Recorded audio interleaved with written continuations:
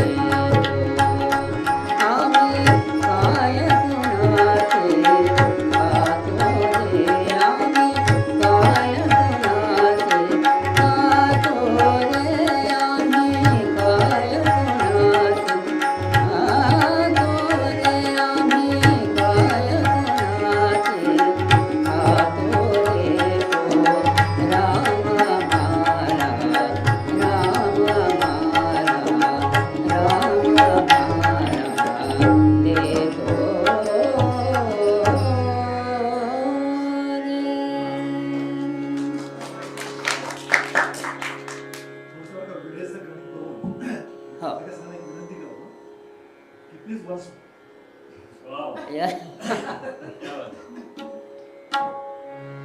मग वेगळं घेऊ का? एवढं एक कडवं वेगळं घेऊ का? अविरत ओठी म्हणतो. अविरत